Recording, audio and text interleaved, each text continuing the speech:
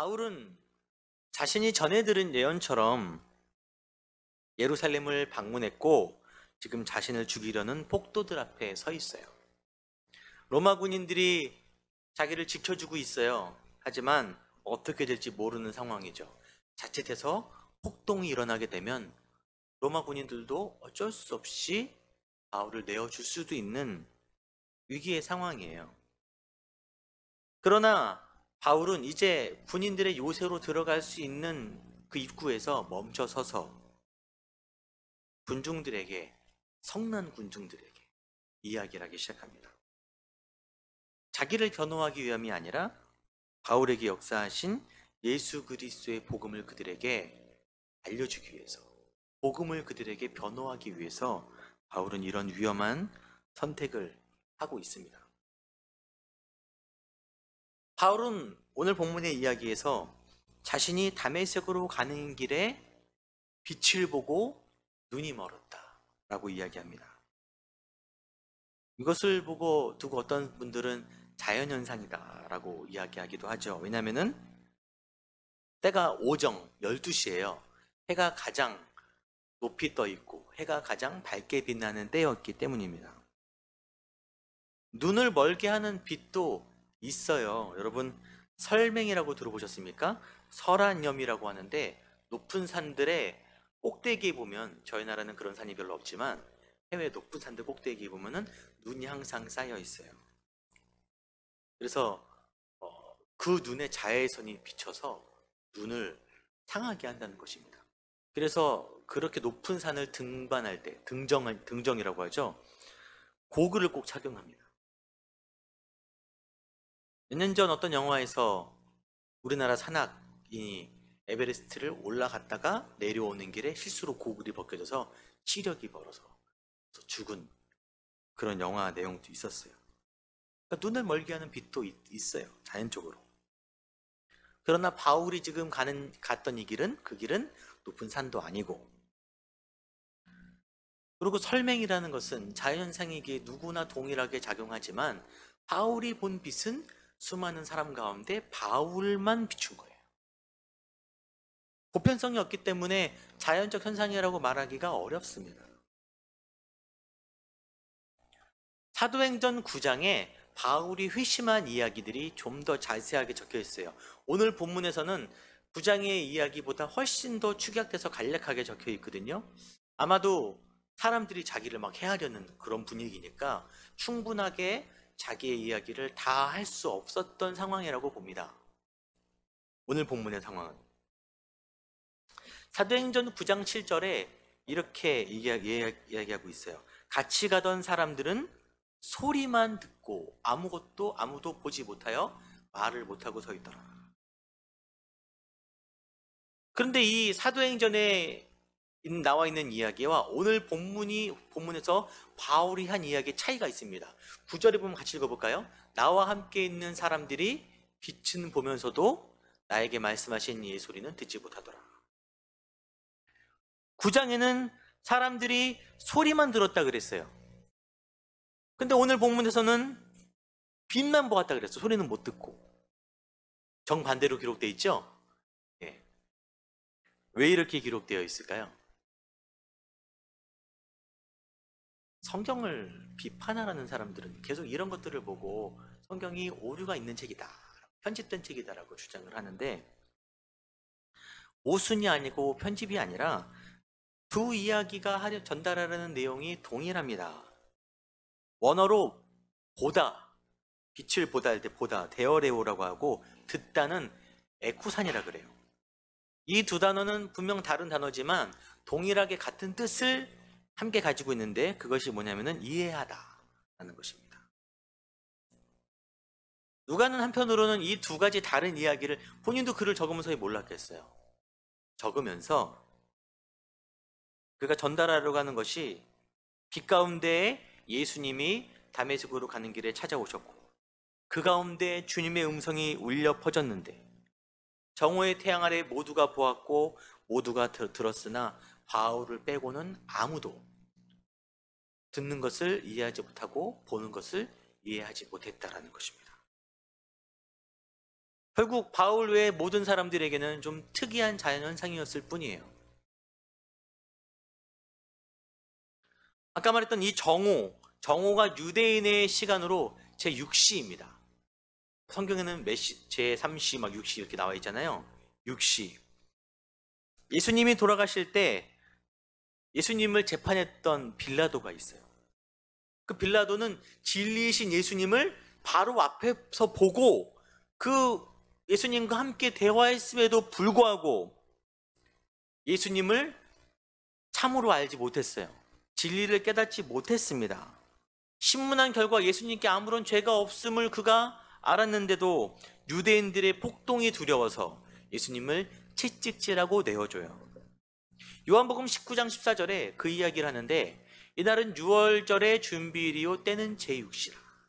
빌라도가 예수님을 보았던 것도 제6 같은 시간에 빛이신 예수님을 봤는데도 모르는 거예요.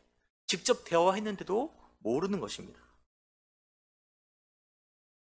세상에 권력 있는 자들, 지혜 있다라고 여기는 자들에게도 그것이 감추어져 있어요. 그리고 불행하게도 오늘 본문에서 바울이 지금 이 말씀을 전하는 유대인들에게도 이 소리와 빛이 감추어져 있죠. 그들은 이해하지 못하고 있었습니다. 그런 그들에게 바울이 정말 열심히 설명을 하는 거예요. 복음에 대해서. 특히 그는 지난번에 얘기했던 것처럼 유대 전통과 내가 서로 대치되는 사람이 아니다라는 것을 끊임없이 설명합니다. 지난주에 그래서 자기의 스승이 가말리엘, 랍비 중에 랍비라고 여겨지는 가말리엘이 내 스승이고 내가 유대적으로 정통의 태생을 가지고 있다라고 주장을 해요. 그리고 오늘 본문에서도 한 사람을 이야기하는데 그는 바로 아나니아입니다. 아나니아를 설명할 때 율법에 따라 경건한 사람, 아나니아는 율법을 훼손시키는 자가 아니라 경건한 유대인으로서 공신력이 있는 사람이에요. 모든 유대인들에게 칭찬을 듣고 있는 그런 널리 알려져 있는 사람이다 라고 설명을 하면서 바울에게 예수 그리스도의 복음을 설명해 준 사람이 너희가 아는 바로 그 아나니아다라고 이야기하고 있습니다. 바울은 참 끈질기게 유대인들을 설득하려고 합니다. 유대인들에게 어떻게든 복음을 전해주려고 해요. 여러분, 바울은 어떤 사람으로 부름받았어요? 이방인의 사도로 부름받았어요. 바울의 주 사역지는 이방입니다. 모든 사역을 다 이방에서 거해요. 자기 소명이 분명한 사람인데 또한 유대인들에게 전도하는 것보다 안 먹히니까 이방 사람들, 특히 로마의 복음을 전하는 것이 훨씬 더 효율적인 거예요. 그러나 그는 자신의 민족인 유대인들을 포기하지 않고 정말 고집불통이고 가시가 잔뜩 돋친 날이 선 그들을 끌어안고 지금도 가는 거예요. 예루살렘에 안 갔으면 됐잖아요. 근데 굳이 가서 이 어려움을 겪고 있는 것입니다. 바울은 왜 이렇게까지 하고 있을까요? 지난주에 저희가 바울이 예수님을 만난 시점에 관한 이야기를 했습니다.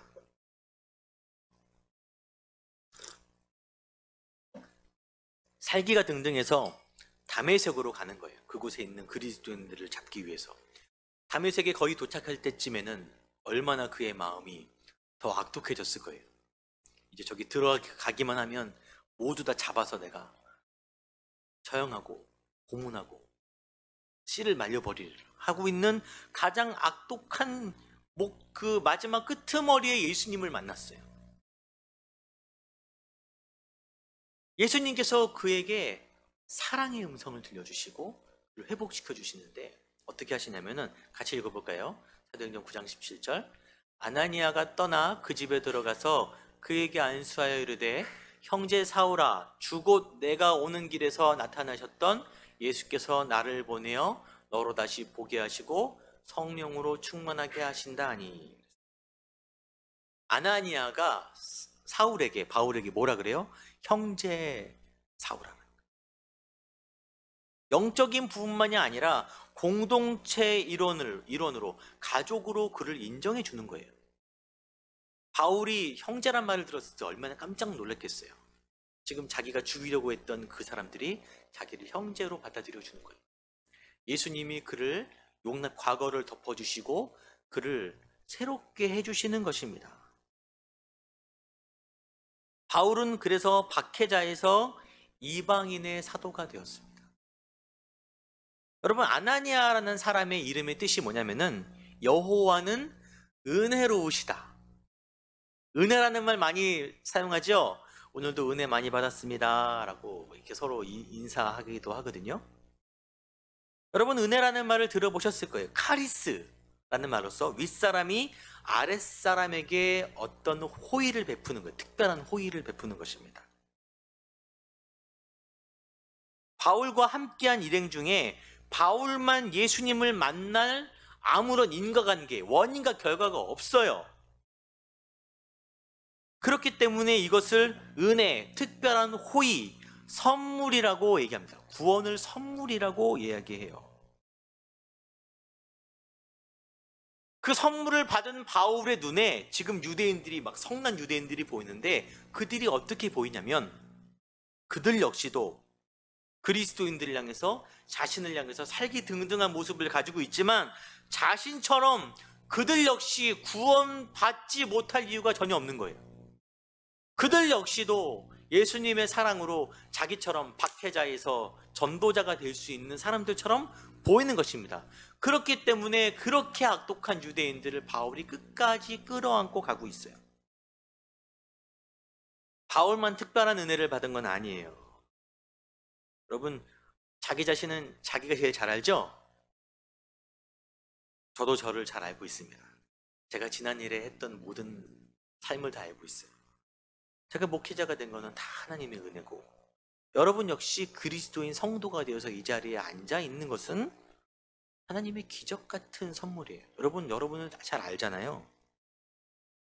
여러분, 그 선물이 나에게만 주어지는 것이 아니라 때로는 나와 다른 입장에 있는 이들, 나를 힘들게 하는 이들, 아프게 하는 사람들에게도 동일하게 주어질 수 있음을 여러분 아셔야 합니다.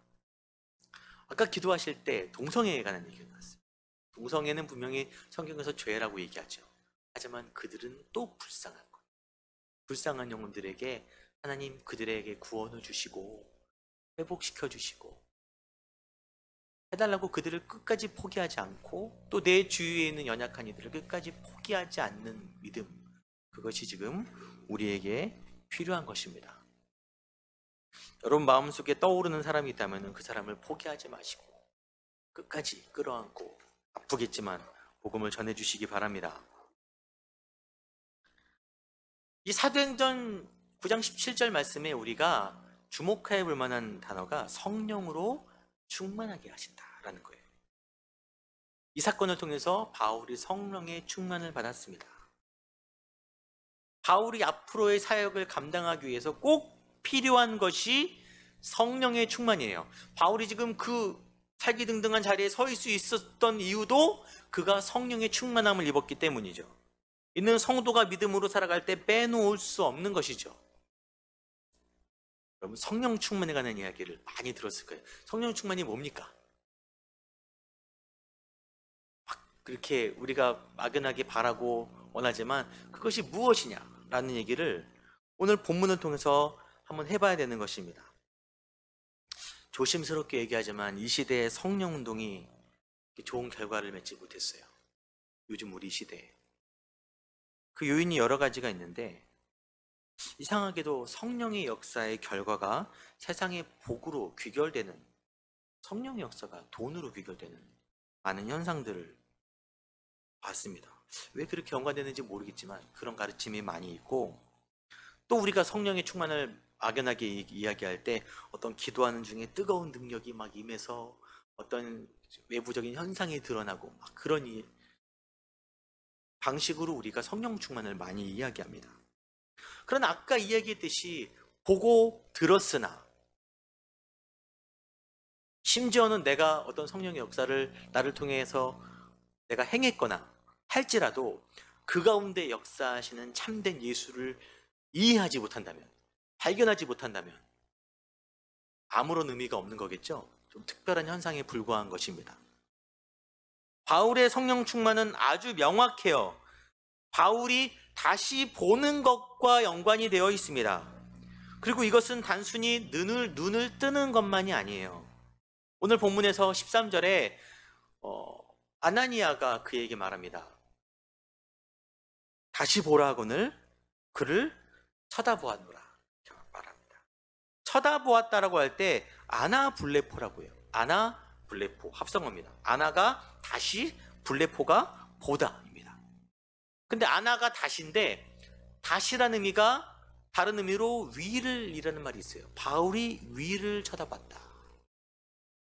여러분, 이 장면에서 지금 아나니아가 바울에게 안수를 해주고 있어요. 대부분 안수를 이렇게 머리 위에 주죠. 상대적으로 아나니아가 위에 있겠죠. 그렇기 때문에 이런 표현을 썼는지도 모르지만 바울이 눈을 떠서 아나니아를 올려다본 것입니다.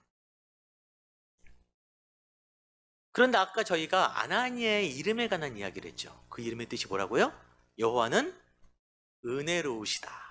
바울이 다시 눈을 떠서 무엇을 올려다본 것입니까? 여호와의 은혜를 올려다본 거예요. 눈을 들어서 하나님의 은혜를 바라본 것입니다. 그리고 그 이전에 10절에 이런 표현이 있어요. 그가 눈이 멀게 되었을 때 내가 이르되 뭐라 그래요? 주님 무엇을 하리이까? 왜 갑자기 이런 말을 하죠? 내 눈이 멀었어. 그게 아니라 내가 무엇을 하리이까? 여러분, 오순절 성령 강림 때 베드로가 성령 충만해서 하나님 말씀을 준 거예요. 그때 그곳에 있던 수많은 이방인들과 유대인들이 성령의 감동을 받아서 어떤 말을 하냐면은 형제들아 우리가 어찌할꼬, 마음의 찔림을 받아서 형제들아 우리가 어찌할꼬 회개하기 시작했습니다. 바울도 마찬가지예요. 진리의 빛 앞에 눈이 멀어 아무것도 보이지 않게 되자 자기 죄가 보이는 거예요. 자기가 확신했던 모든 것들이 아님을 깨닫는 거예요. 얼마나 당황스럽고 스스로에게 실망스럽겠어요. 주님 내가 무엇을 하리이까? 입이 10개라도 할 말이 없을 때 하나님이 그의 눈을 뜨게 하시고 바라보게 하신 것이 하나님의 은혜인 것입니다. 여러분, 이것은 죄에서 자유를 얻게 되는 확신과 기쁨, 구원의 확신이에요. 바울은 평생 이 순간을 잊지 않았습니다. 여러분, 성령 충만이라는 것은 어떤 능력, 물론 결과적으로 그렇게 표현될 수도 있지만 그 핵심은 죄악된 우리가 은혜를 예수의 십자가 은혜를 바라보고 구원된 감격인 것입니다. 그것이 날마다 새롭게 되고 우리 안에 충만한 것이 성령 충만의 더 큰 본질이에요. 이거 없이 어떤 능력만 있고 하면요, 결국 이것이 나중에 사고를 치게 되죠. 세상의 방식으로는 세상을 이길 수 없습니다. 구원의 은혜만이 우리가 세상을 이길 수 있게 해준다는 것입니다. 성령이 그에게 역사하시면서 그가 이제는 성령이 이끄는 삶을 살기 시작했어요. 성령이 그를 다메섹으로 이끌어갔습니다. 또한 그가 전도하는 도중에 갑자기 바다 건너 마게도냐로 그를 보내기도 하시고, 오늘 본문에 결박과 환란이 기다리는 예루살렘으로 그를 이끌어가세요. 여러분의 삶도 참 힘든 여정이지만 바울의 삶도 이루 말할 수 없는 고통의 삶이었어요. 그 하나도 쉬운 여정이 없었습니다. 그는 평생토록 하나님께서 해결해 주시지 않는 몸의 질병을 가지고 살았어요. 그 은혜가 내게 족하다. 그래서 되게 서운한 얘기를 바울에게 하시더라고요, 하나님이.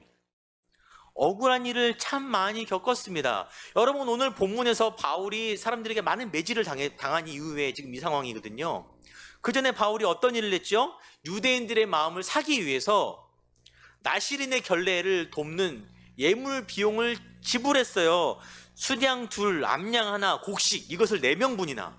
도대체 몇 마리예요 도대체? 얼마나 많은 재물을 사비로 다 지출하고도 자기 돈 있는 대로 다 쓰고도 억울하게 누명을 써서 매를 맞고 지금 죽을 위기에 수많은 사람들이 그를 증오하는 자리에 서 있는 것입니다. 그러나 바울은 성령이 이끄시는 대로 담담하게 그 길을 걸어가는 거예요. 로마서 8장 32절에 바울이 이렇게 고백하죠. 아들을 아끼지 아니하시고 우리 모든 사람을 위해서 내주신 이가, 우리를 구원하신 하나님께서, 우리 영혼을 구원하신 은혜의 하나님께서 어찌 모든 것을 우리에게 주시지 아니하겠느냐. 하나님은 영혼과 이 세상 영적인 것과 물질 모든 것들을 통틀어 모든 것들의 창조주이시고 주인이시죠. 영혼을 구원하시는 주님께서 우리 삶의 모든 것들도 주장하실 수 있다라고 바울은 이야기합니다. 하지만 영혼이 먼저인 거예요. 우리가 하나님의 아들로 구원받는 게 먼저이고 그 다음에 왜 우리에게 모든 것들을 주지 않겠느냐. 하나님이 바울의 삶 가운데 역사하셔서 분명히 열악한 환경이었어요. 그는 한 번도 편하게 산 적이 없습니다. 하지만 때로는 기적으로 그에게 역사하시고 돕는 이들을 예비하시고 심지어는 지금 로마 군인들을 통해서 그를 보호하고 계신 거예요. 바울의 이런 삶은 아까 말했던 아나블레포, 다시 눈을 들어 은혜를 바라보면서 시작된 것입니다. 여러분, 우리가 세상을 살아갈 때 눈을 감고 있으면 나의 죄가 보여요. 나의 연약함이 보이고 불안한 나의 상황이 보입니다. 하나님과의 관계가 멀어져요. 여러분, 구원받는 거는, 예수님을 만나는 것은 한순간의 일이지만 그 다음부터 신앙생활은 영원히 동행하는 나의 평생의 일이죠. 우리가 도중에 눈을 감아버리면 다시 우리는 연약함 가운데 빠지는 거예요. 자괴감 가운데 빠지고 자신이 없어지고 환경이 커 보이는 것입니다. 그럴 때 필요한 것은 다시 눈을 떠서 하나님의 은혜를 바라보는 거예요. 내가 연약해요. 나는 죄인이에요. 나는 부족해요. 물론 사실이죠. 하지만 그것을 덮어주시는 하나님의 은혜를 빨리 눈을 뜨고 다시 바라봐야지 주와 동행하는 삶을 살 수 있는 것입니다. 사단은 우리의 구원을 막지 못해요. 그건 하나님의 전적인 주권의 역사입니다. 하지만 그렇기 때문에 사단의 목적은 우리가 눈을 뜨지 못하게 하는 것입니다. 이번 한 주 눈도 못 뜨고 그냥 세상만 바라보고 자기 자신의 연약함 안에 갇혀서 살아가게 하는 게 사단의 목적이에요. 어떻게든 하나님께서 여러분 삶을 통해 하실 일들을 방해하는 것입니다. 여러분, 바울이 처한 어려움의 대부분은 다른 누군가를 구원할 기회로 열리는 길이었어요. 오늘 본문에서 바울이 예루살렘에서 그렇게 고난을 당하지만 그 일로 인해서 그는 로마로 가게 됩니다. 로마 황제에게 나아가게 돼요. 그곳에서 복음을 전할 수 있는 기회를 얻습니다. 여러분 삶이 지금 너무 고되고 힘들다면 다시 하나님의 은혜를 바라볼 수 있도록 기도하시기 바랍니다. 주님, 눈을 뜨게 해주세요. 그러면은 그냥 힘든 인생이 아니라 그 가운데 섭리하신 하나님의 뜻을 깨닫게 될 것입니다. 제가 어제 어떤 영상을 보다가, 마지막인데, 이게 4살짜리 여자아이예요. 비행기를 타고 있습니다. 뭐 하고 있어요? 웃고 있어요. 특이한 게 지금 땅이 어디 있죠? 땅이 위에 있죠? 하늘이 아래에 있고, 비행기가 뒤집혀 있는데 아이가 지금 웃고 있잖아요. 이게 아버지가 어린 딸을 데리고 고개 비행을 선물하는 거예요. 이 딸아이는 아버지와 함께 여러 번 비행을 했다고 해요. 생일 선물로 특별하게 고개 비행을 딸에게 설명해 주는 거예요. 약간 무서웠는지 이렇게 잡고 있어요. 잡고 있지만 아이가 웃고 있죠. 앞에 보이는 저 헬멧, 저 사람이 아빠입니다. 여러분, 신앙생활을 우리가 할 때 상황이 바뀌진 않아요. 여러분, 예수 믿는다고 해서 여러분이 아픈 몸이 갑자기 낫지도 않고 여러분의 처한 어려움들이 갑자기 어떻게 되는 건 아니에요. 하지만 우리가 눈을 들어서 하나님 아버지를 바라볼 때 하늘과 땅이 뒤집히는 일이 생겨도 우리는 겁은 나겠지만 웃을 수 있는 것입니다. 여러분, 지금 참 어려운 시대에 살고 있고 어려운 일들 많이 겪고 계시지만 그 가운데 하나님 바라보시기 바랍니다. 바울은 그 하나님을 만났기 때문에 나의 영혼을 회복시키시고 또 나를 그리스도인들에게 용납되게 하시고 나를 변화시켜서 주의 일을 감당케 하시는 그 하나님 때문에 그 모든 어려움을 감당할 수 있었어요. 그 동일한 하나님이 여러분의 하나님인 줄 믿으시고 앞으로 나아가시는 삶을 살게 되기를 축원합니다.